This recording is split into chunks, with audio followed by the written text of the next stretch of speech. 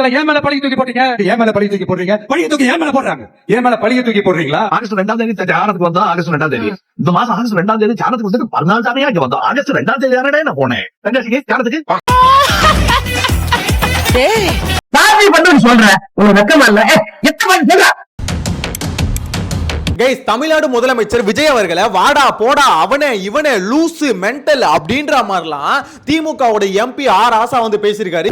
லூசுங்கிறதா முட்டாளுங்கிறதா இல்ல கிறுக்குங்கிறதா? என்ன சொல்ல சொன்னா என்ன சொல்லிட்டு இருக்க?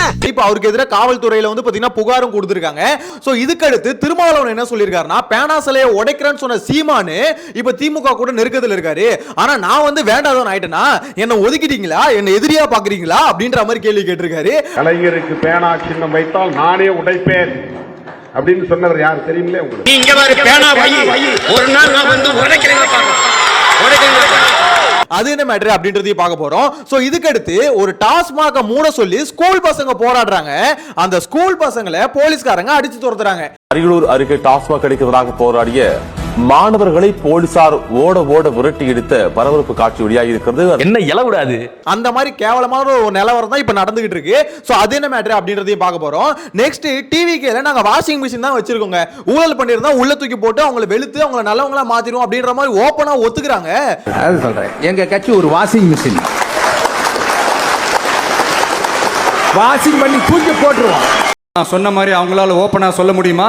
அந்த தில்லு இருக்கா, திராணி இருக்கா? ஒரு கிடையாது. என்னடா நீங்க இப்படி மாறிட்டீங்க அப்படின்ற மாதிரி இருக்கு. அது என்ன மேட்டர் அப்படின்றதே பார்க்க போறோம். இது எல்லாத்தையும் டீடைலா பார்க்கலாம். சேனலை ஃபர்ஸ்ட் டைம் பாத்தீங்கன்னா சப்ஸ்கிரைப் பண்ணிட்டு வீடியோ லைக் பண்ணி வச்சுக்கோங்க. ஒன் நான் பார்த்தலாமா? ஃபர்ஸ்ட் ஆஃப் ஆல் தமிழ்நாடு முதலமைச்சர் விஜய் அவர்களுக்கு யாரா இருந்தாலும் மரியாதை கொடுத்து தாங்க ஆகணும். ஏன்னா அவர் ஸ்டேஜ்ல என்ன வேணா டேஷ் கீஷ்னு பேசலாம், தப்பு கிடையாது. ஏன்னா ஒரு முதலமைச்சர்ல அவர் என்ன வேணா பேசலாம். அதெல்லாம் சொல்லக்கூடாது, அதெல்லாம் சொல்றது ஏன் சொல்றடி? அதெல்லாம் ஆனா அதுக்குன்னு திமுக இவ்வளவு கேவலமா பேசும். அவர் லூசுன்றது, மென்டல்ன்றது, வாடான்றது, போடான்றது. சோ இந்த மாதிரிலாம் வந்து பாத்தீங்கன்னா ஆர் ஆசா பேசுறாரு. பார்ட்டி ஃபண்ட் சொன்னேன் எந்திரிச்சு ஓடுறாங்க. உன்னை லூசுங்கிறதா முட்டாளுங்கிறதா இல்ல கிறுக்குங்கிறதா இல்ல பொய்யாங்கிறதா ஒன்றும் புரியல. சரி, எதனால பேசுறாருன்னு பாத்தீங்கன்னா இந்த மாதிரி ஃபுல்லா பொய்யா பேசிக்கிட்டு இருக்காரு. சட்டசபையில யார் இருந்த இடங்க, காமராசரும் அண்ணாவும் இருந்த இடத்துல ஒரு பொய்யை தூக்கிட்டு வந்து உட்கார வச்சிருக்கீங்க. ஃபுல்லா பொய்யா பேசிக்கிட்டு இருக்காது அப்படின்ற மாதிரி சொல்லிட்டு இருக்காங்க. ரொம்ப இறங்கி கேவலமா விமர்சிச்சிருக்காரு அப்படின்ற மாதிரி தான் சொல்லணும். வெக்கமா இருக்கு. காமராஜரும் அண்ணாவும் ராஜாஜி உட்கார்ந்த இடத்தில் ஒரு பொய்யர் முதலமைச்சர். அதுக்கு காரணம் என்ன சொல்றாருன்னா, பார்ட்டி ஃபண்ட் சொன்ன உடனே ஓட்டம் அப்படின்ற மாதிரி சொல்றாரு. எந்த பார்ட்டின்னு சொல்லலடா, அதை நீ சொல்லலடா அப்படின்ற மாதிரி கேள்வி கேட்கிறாரு. அதை நீ சொல்லணும்ல, இப்ப பார்ட்டி ஃபண்ட் மொட்டையா சொல்லிட்டு விட்ட, அப்படி உனக்கு அவ்வளவு தைரியம் இருந்தா எந்த பார்ட்டின்னு சொல்லு அப்படின்ற மாதிரி கேட்கறாங்க. இப்ப முதலமைச்சர் விஜய் கிட்ட நம்ம ஒரு கேள்வி கேட்கிறோம். அன்னைக்கும் உதயநிதி ஸ்டாலின் சட்டசபையில ஒரு கேள்வி கேட்டாரு.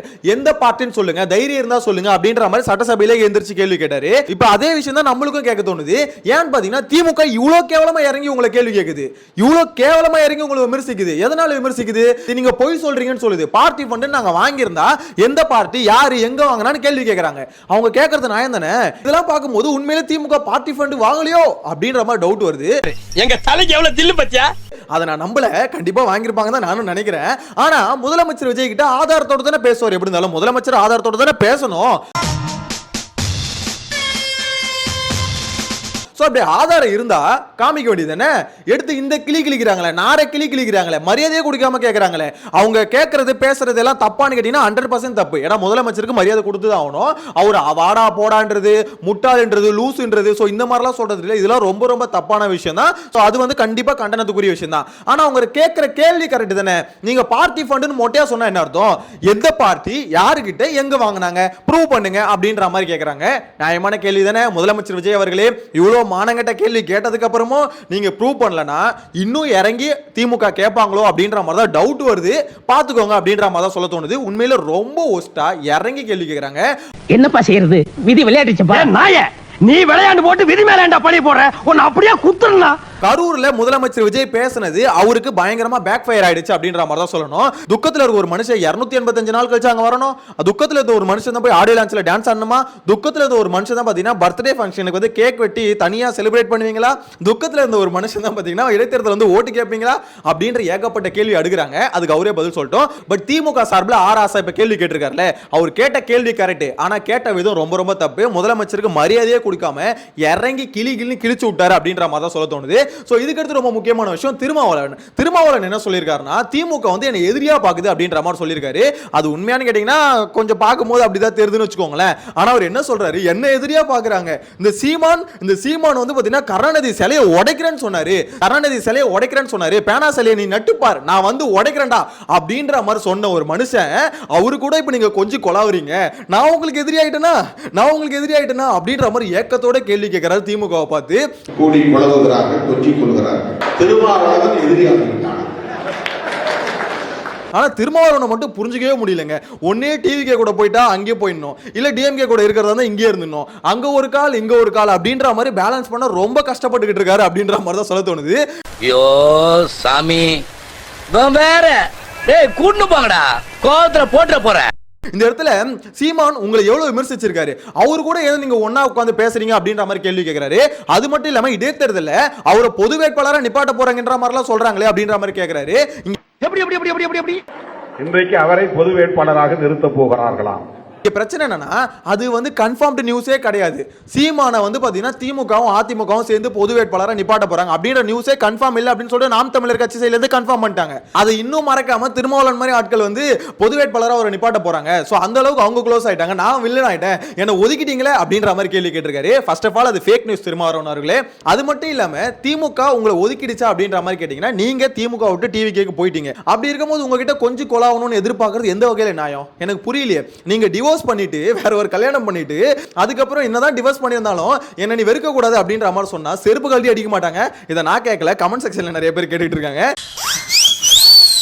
சோ இதுக்கு அடுத்து தமிழ்நாட்டில் 717 டாஸ்மாக முதலமைச்சர் விஜய் மூடினாரு. எதுக்கு? ஸ்கூல் பக்கத்துல இருக்கு, கோயில் பக்கத்துல இருக்கு, இதெல்லாம் பப்ளிக் டிஸ்டர்ப் ஆகுது அப்படின்ற மாதிரி. அந்த வகையில தமிழ்நாட்டில் இருக்க ஒரு டாஸ்மாக் தான் ஸ்கூல் பசங்களுக்கு ரொம்ப டிஸ்டர்ப் ஆகுன்னு சொல்லிட்டு மாணவர்கள் எல்லாம் இறங்கி போராடுறாங்க. அரியலூர் அருகே டாஸ்மாக் கிடைக்கிறதாக போராடிய மாணவர்களை போலீசார் ஓட ஓட விரட்டி எடுத்த பரபரப்பு காட்சி வெளியாகி இருக்கிறது. அந்த காட்சியை பார்க்கலாம். இந்த டாஸ்மாக மூடணும், ஒரு கட்டத்துக்கு மேல போராட்டம் பெருசாகுது, எல்லாம் கழு தூக்கி அந்த டாஸ்மாக் மேலே அடிக்கிறாங்க. இந்த போலீஸ்காரங்க வந்து மாணவர்கள் அடிக்கிறாங்க, மாணவர்கள் வந்து தள்ளி விடுறாங்க. எனக்கு புரியல. முதலமைச்சர் விஜய் அவர்களே எனக்கு புரியல, தாய் மாம அந்த மாம இந்த மாம அப்படின்ற மாதிரி சும்மா பேச்சுக்கு வாய் இருக்குன்னு இஷ்டத்துக்கு பேசுனீங்களே, இதுதான் உங்க ஆட்சி லட்சணமா? இதுதான் உங்க ஆட்சி லட்சணமா? எனக்கு புரியல. டாஸ்மாக் அதை வந்து மூடுறதுக்கு உங்களுக்கு கஷ்டமா இருந்தா ஓபன் ஸ்டேட்மெண்டா கொடுத்துருங்க. நான் வந்து ஒன்னு வாய் உதார் மட்டும்தான், சும்மா பேருக்குன்னு ஒரு 717 கடையை மூடுவேன், மற்றபடி பார்த்தீங்கன்னா உங்களுக்கு உண்மையிலே பிரச்சனை இருக்கு அப்படின்னு நீங்க சொன்னீங்கன்னா அந்த கடையெல்லாம் நான் மூட மாட்டேன். அப்படியே மூடினாலும் பிரைவேட் பார்க்கு வந்து அலோடு கொடுத்துருவேன். ஸோ சொல்லுங்க, ஏன் ஏமாத்துறீங்க? ஏன் ஊரை ஏமாத்துறீங்க? எனக்கு புரியலையே. ஏண்டா எங்களை இன்னமுமாடா நம்பிக்கிட்டு இருக்க? ஸ்கூல் பசங்க மேல கை வைக்க சொல்லுவீங்களா காவல்துறையை வச்சு? சரி ஓகே, இப்போ இந்த மாதிரிலாம் ஆக்ஷன் பண்ணிட்டாங்களா காவல்துறை, அவங்க மேல நீங்க ஆக்ஷன் எடுப்பீங்களா? அவங்க பண்ணது ரொம்ப தப்பு தானே, அவங்க மேல ஆக்ஷன் எடுங்க. எனக்கு புரியல. இந்த இடத்துல உண்மையிலே ஸ்கூல் பசங்களே இறங்கி போராடுறாங்கன்னா அந்த டாஸ்மாக் அவங்களுக்கு எவ்வளவு பாதிப்பை கொடுக்கும். அப்படிப்பட்ட டாஸ்மாக் உங்களுக்கு வேணுமா? அப்ப மக்கள் மேல அக்கறை இருக்கு, பணமா ஜனமா அப்படின்னு வந்தா ஜனம் தான் நிப்பன்னு சொன்னீங்கல்ல, இதுதான் நீங்க ஜனத்து கூட நிக்கிற லட்சணமா அப்படின்ற மாதிரி நான் கேட்கல, கமெண்ட் செக்ஷன்ல கேட்கறாங்க. வர்ற மாதிரி சோ இத பத்தி உங்களோட கருத்தையும் கமெண்ட்ல மென்ஷன் பண்ணுங்க. இதுக்கு அடுத்து ரொம்ப ரொம்ப முக்கியமான விஷயம் வாஷிங் மிஷின். அதாவது டிவிகே தமிழக வெற்றி கழகம் அப்படின்றத விட வாஷிங் வெற்றி கழகம் அப்படின்னு வேணா மாத்திக்கலாம் போல இருக்கு. ஏன்னா அந்த மாதிரி நாங்க வாஷிங் மிஷின் தான் அப்படின்ற மாதிரி ஒத்துக்கிறானுங்க. விஜய் பாஸ்கர்லாம் சேர்த்ததுக்கு அப்புறம் வேற மாதிரி சொல்றாங்களே, எப்படி பாக்குறேன்? அது சொல்றேன், எங்க கட்சி ஒரு வாஷிங் மிஷின். வாஷிங் பண்ணி தூக்கி போட்டுருவோம். ஒரு மனிதன் திருந்தக்கூடாதா?